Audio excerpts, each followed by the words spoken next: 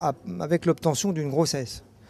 Par conséquent, ça ne s'adresse pas en général aux femmes qui souhaitent un bébé et dont on est a priori certain que la seule cause d'infertilité est l'endométriose. Par contre, pour toutes les autres qui ne souhaitent pas de grossesse mais qui ont des symptômes douloureux importants, la première étape est le traitement médical hormonal qui comporte la suppression des règles. Le traitement antalgique, il est intéressant ou pas du tout? Bien sûr, c'est un traitement complémentaire.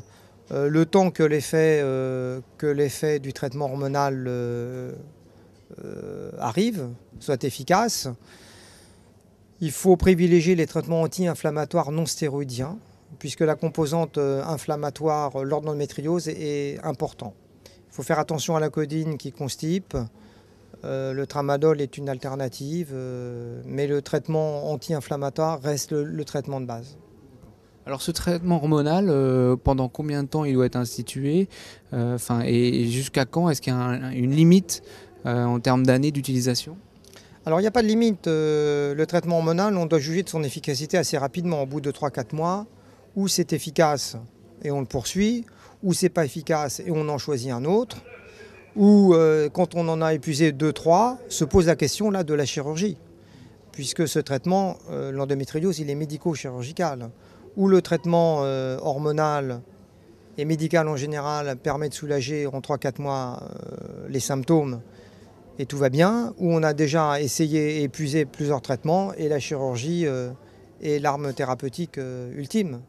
L'exérèse complète, je dis bien complète, des lésions d'endométriose, qu'elle se situe à n'importe quel endroit et notamment au niveau du tube digestif, là fait partie du traitement chirurgical à part entière. Le fait de laisser des lésions endométriosiques ne garantit absolument pas de l'efficacité et du soulagement des douleurs. En revanche, les grandes études ont bien montré que l'exérèse de toutes les lésions endométriosiques, au prix même d'une résection digestive, c'est la seule condition pour permettre à 90% des femmes d'être très soulagées par le traitement chirurgical. Et la prévention de la récidive, comment ça se passe? Alors, la prévention de la récidive, elle est simple.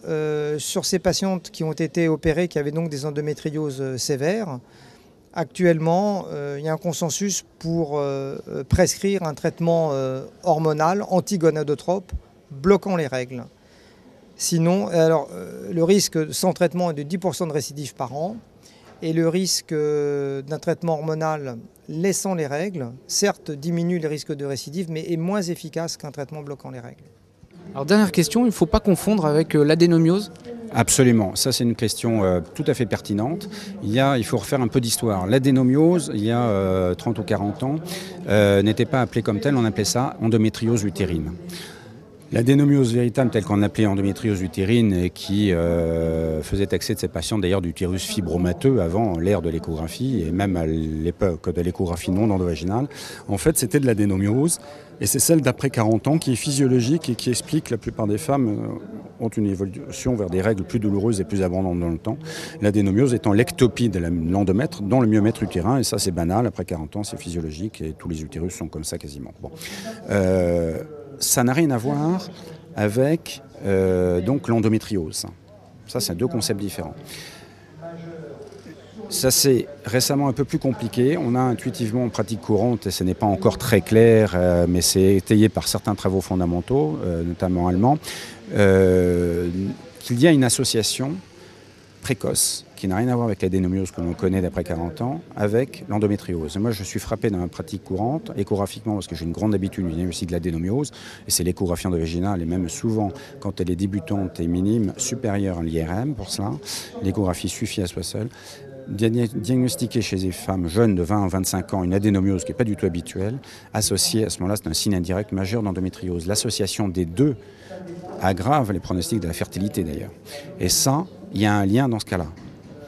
D'accord ? Donc ça peut être le même concept. Les voies de recherche sont intéressantes là-dessus actuellement, liées à des problèmes de motilité de l'endomètre. C'est très complexe, on ne va pas rentrer dans le détail, mais il y a probablement une association physiopathologique plus importante qu'on ne croyait auparavant.